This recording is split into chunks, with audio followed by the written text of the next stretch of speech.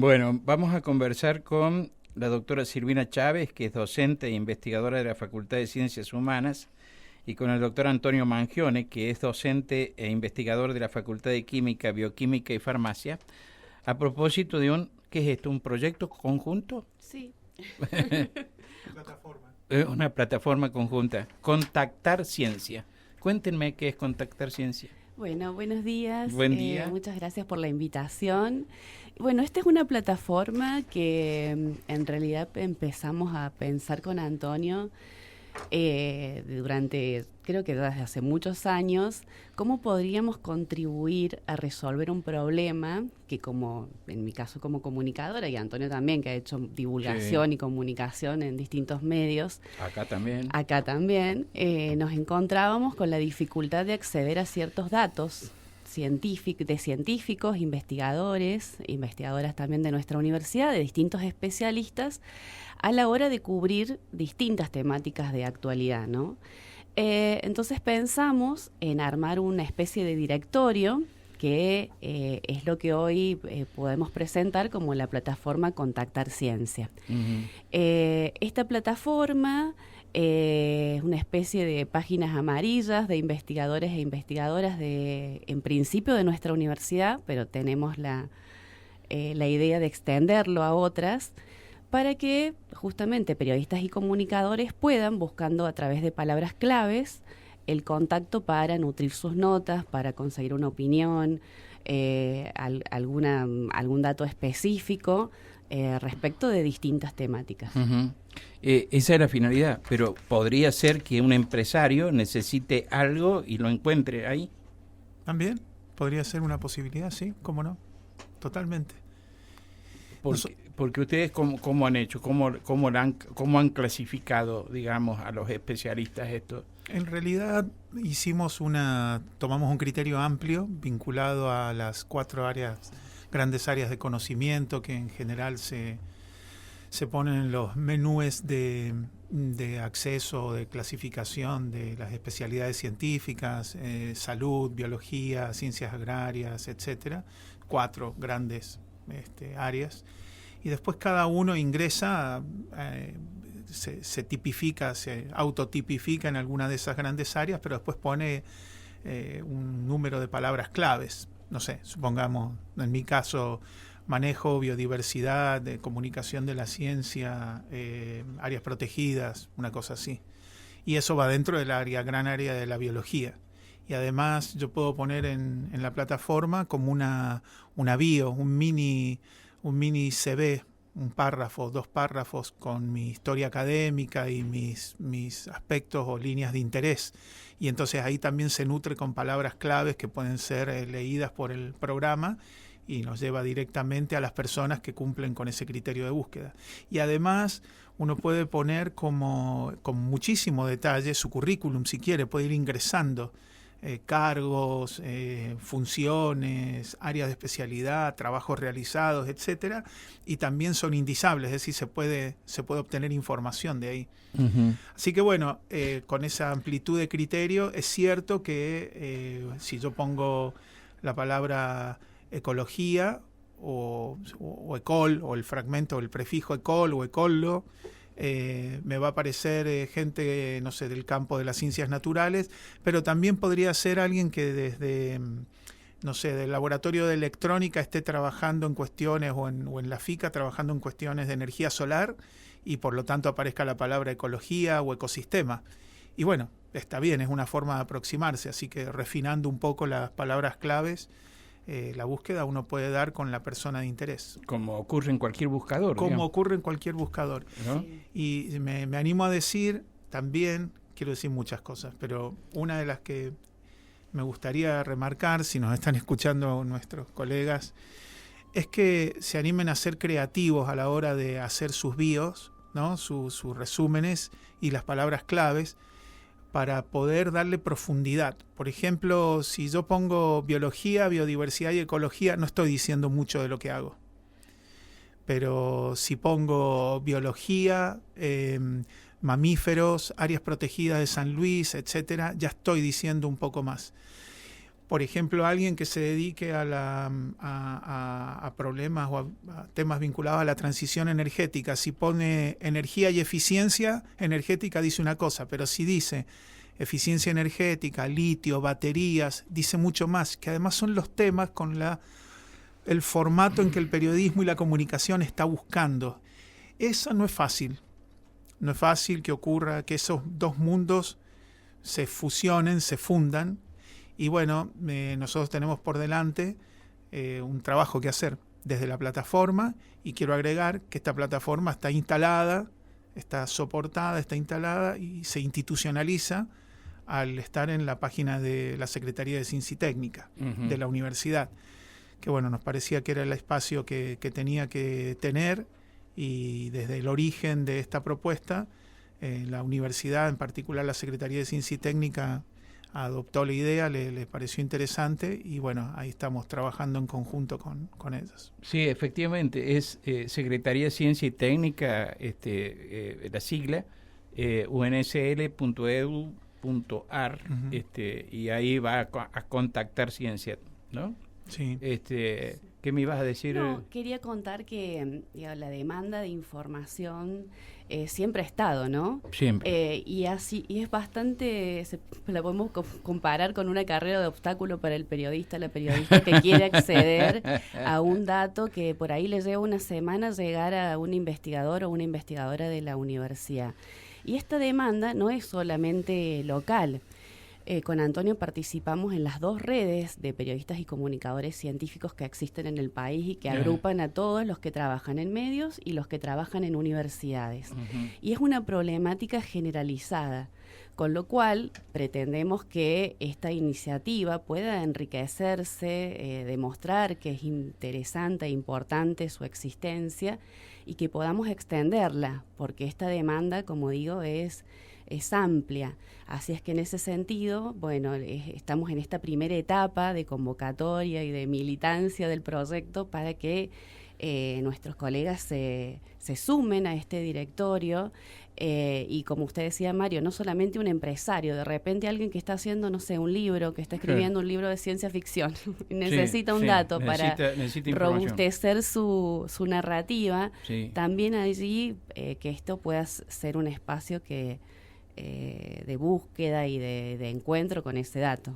Sí, las cuestiones actuales, por ejemplo, estoy muy metido ahora en estos días con el tema del acuerdo comercial de Argentina y Estados Unidos.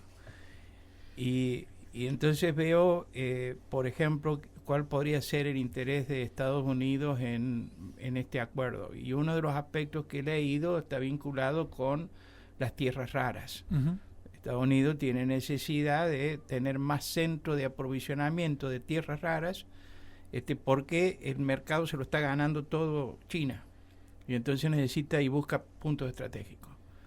Y entonces veo que la provincia de San Luis es una de las 5 provincias argentinas que producen tierras raras, que tienen tierras raras, no que produce, que tiene tierras raras. Y entonces vos decís, bueno, entonces necesito más información sobre esto, ¿no? Por verlo. Acá podría tal vez yo llegar a encontrar un especialista en este tema. Sí, esperemos que funcione. Está pensado para que funcione así. Está pensado, yo recién fuera de aire yo te comentaba, la universidad debe tener unos 3.000 docentes. Nosotros pensamos que entre investigadoras, investigadores, becarios, becarias, deberían estar no menos de 1.500 en algún momento incorporados a la base de datos. No menos. ¿De la universidad? Solo de esta universidad. Somos 3.000 docentes. Claro.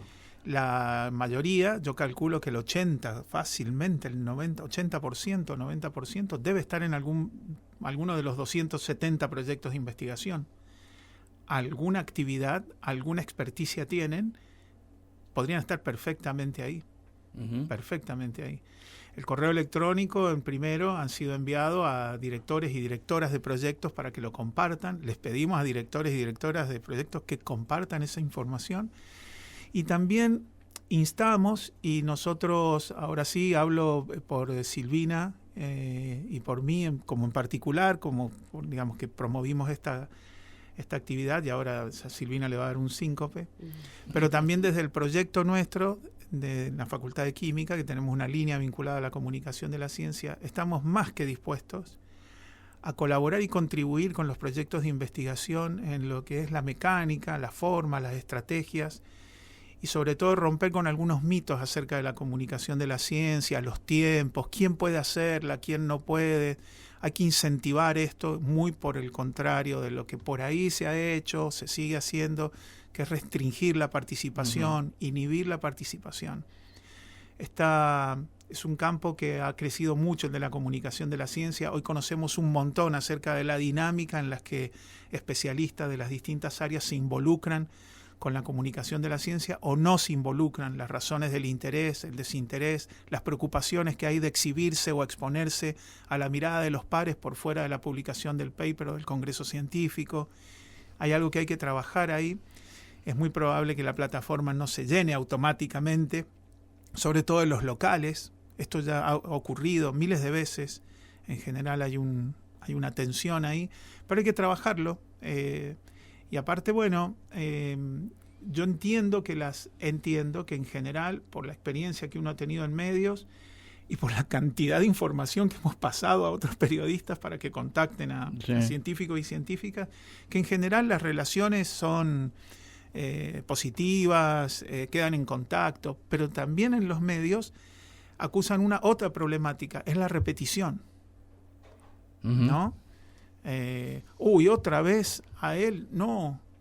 Y le digo, no tengo a más nadie, no sé, es que ya llamamos y que es el mismo y siempre la misma persona. Bueno, somos 2.500, 3.000, yo no digo investigadores, somos 3.000 docentes, algunos están recién empezando, así que debe haber ahí un pool importante. Acá yo he visto ya que hay gente de Córdoba, por ejemplo. Sí.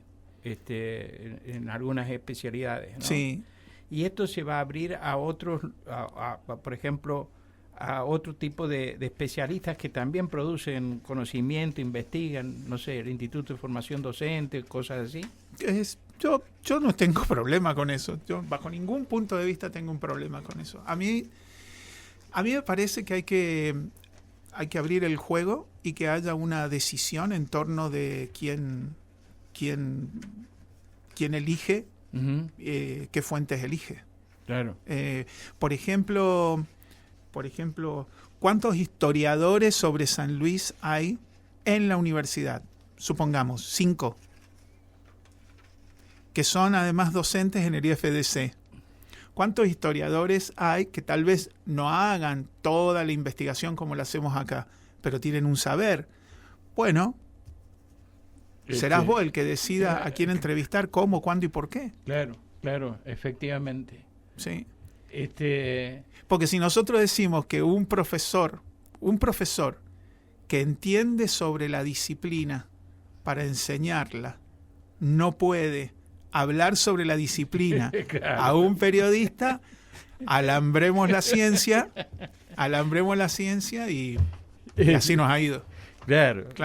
Sí. Lo que pasa es que hay tantos temas para explicar que vos necesitas a veces que te lo expliquen a vos para entenderlo, para poderlo transmitir, ¿no? Sí, y en este contexto además, ¿no? Claro. De las redes sociales donde hay remedios mágicos para todo, todos los días se encuentra la cura de alguna enfermedad, ¿no? Y que es una cosa seria porque mucha gente toma decisiones en base a lo que lee y a los lugares donde se informa.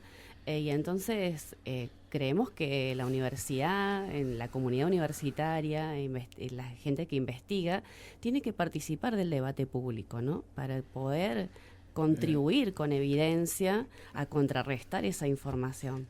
Fíjate, hay hechos que se han producido en las últimas semanas, ¿no?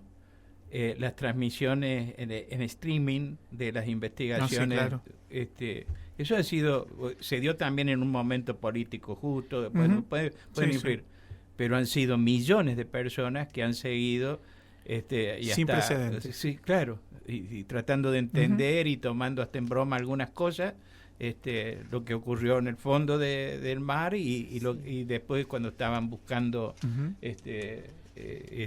dinosaurios, restos óseos, etcétera, ¿no?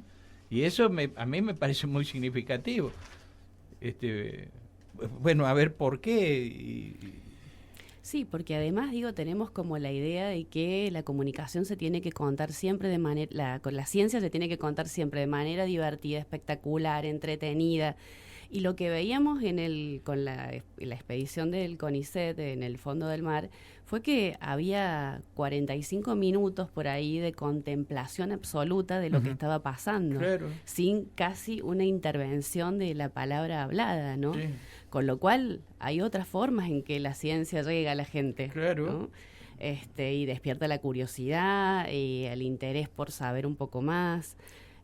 Así es que, bueno, hay un mundo de posibilidades en eso. Uno veía en la otra, en la que estaban buscando los restos de dinosaurios, etcétera, Sí. que uno veía que pasaba durante minutos, estaban cepillando, sacando tierra, tratando de llegar al objeto, y uno miraba la cantidad de espectadores que tenía el streaming y seguía creciendo y se mantenía, no disminuía. Puedo decir, bueno, Sí. ¿cuántos minutos llevo viendo que... Sí. ¿Eh? Sí. Y- ¿Qué es lo que seguramente hubieses hecho absorto si estuvieras en el lugar? Mm. Estaría el especialista o vos esperando hacer lo que el especialista por ahí, si vas a colaborar, y estás ahí atento a cuestiones que A están ver ocurriendo. ¿Qué va a salir? Sí. O Sí. va a salir algo o no va a Sí. salir algo. Yo quería decir dos cosas muy breves. Sí. Una vinculada al registro en la plataforma, Sí. que si te parece la Sí, dejo sí, para- sí, por como favor, la sí, segunda sí, que voy a sí, decir. sí. La otra, una cuestión más teórica, que tanto aprovecho que estamos acá, Silvina, que hace mucho tiempo que la lógica de la comunicación de la ciencia se había establecido como, desde el ámbito científico se produce el conocimiento, de alguna manera, se llega a este estatus final de maduración del conocimiento, que es el paper científico, y cuando el paper está resuelto, eventualmente dado a conocer, si es que alguien accedió al paper, a la publicación, el periodismo se entera por algún sistema y dice, ahí publicaron un paper sobre la contaminación de los ríos, y entonces van y entrevistan a la autora o al autor. Mm. Y hay otra mirada, también de hace muchísimos años, 30, 40 años, que dice que en realidad la comunicación de la ciencia es un continuo entre el hacer y comunicar todo el tiempo, y que no están estas etapas, sino que es una continuidad. Y que esa continuidad además genera, que tiene que ver con, bueno, quiénes son especialistas en qué, ¿no? Pues yo sé algo de biología, pero no toda la biología, entonces medio que hay cosas que para mí son una barrera, por ejemplo las cuestiones moleculares y genéticas, que además me importan menos, además me interesan menos. Pero ese proceso en el que yo voy haciendo ciencia y comunicando ciencia, ese formato de esa forma de comunicar o lo que comunica, interpela lo que estoy haciendo en ciencia, porque no se entiende, porque tal vez estoy muy lejano de ciertas realidades, porque me doy cuenta de que hay una inserción social, sociocultural, económica, política, que está condicionando. Entonces, si yo solo me enfrasco en la ciencia y en el proceso y en el método de la ciencia, en realidad estoy ahí como en una situación media endogámica, media rara ahí, que no sé cuánto tiene de beneficio. Y está más que probado que son procesos mucho más virtuosos, aquellos en los que la producción de conocimiento científico está asociada a los procesos de comunicación. Desde temprano, no hay que esperar el país, nadie tiene que ir a regalarle un dato a nadie, por el celo ese, y está bien, supongamos. Pero una charla de café en el laboratorio, antes de que una idea tome esa estructura de la mesada, también puede ser comunicada desde otro lugar, del lugar de la vivencia, del lugar, a ese momento en que se nos ocurrió a una y el otro dijo, tenés razón. Eso es una hermosa historia, es una hermosa crónica. Y eso también es comunicar ciencia, porque nosotros nos hicimos en la maravilla, nos constituimos maravillados por cuestiones vinculadas a la ciencia, sin saber ciencia. Yo no sabía la ley de Boyle-Mariotte cuando me quedé fascinado con Jacques Cousteau. No tenía ni idea yo de la presión y esto. Y sin embargo quedé cautivado por ese fenómeno. Bueno, esa cotidianeidad, lo cotidiano, lo que hay detrás de la ciencia, la humanidad detrás de los procesos, la política, la economía, todo es parte de la comunicación de la ciencia. Y comentarle a los colegas y a las colegas, regístrense, pero no basta con registrarse en la plataforma Contactar Ciencia. Se registran y después hay que ir a cargar los datos. Tenemos un montón de datos que son los del registro. Y necesitamos que pongan su información completa, lo más completa posible. Estamos hablando de contactar, ¿cómo es? Contactar Ciencia, ¿no? Contactar Ciencia, sí. Esta plataforma que está disponible en la web de la Secretaría de Ciencia y Técnica de la universidad. Bueno, tenés un minuto para contarme una cosa. Él viene de la ciencia dura, digamos, sí. y es un gran comunicador. Yo tengo un par de anécdotas de cosas que he seguido a partir de haberlo escuchado a él. Vos, en cambio, vienes de la comunicación y has ido a la ciencia y has trabajado y estás trabajando para difundir ciencia también de las duras. Y él nos contó un proceso. Y ¿vos cómo hiciste para adaptarse a ese tipo de comunicación? Y yo creo que a mí la ciencia siempre me interesó desde chica, creo. Primero siempre supe que iba a ser periodista, pero no fue hasta que en el año 2000 vino un comunicador de la ciencia a la universidad a dar un curso de posgrado, a donde descubrí que por ahí podía ser mi camino para especializarme. Y creo que, que muchísimas cosas se pueden contar mejor si aportamos datos del conocimiento científico. Yo siempre le digo a mis colegas periodistas, vos podés hasta mejorar una nota sobre un accidente automovilístico desde la física, por ejemplo, ¿no? Claro.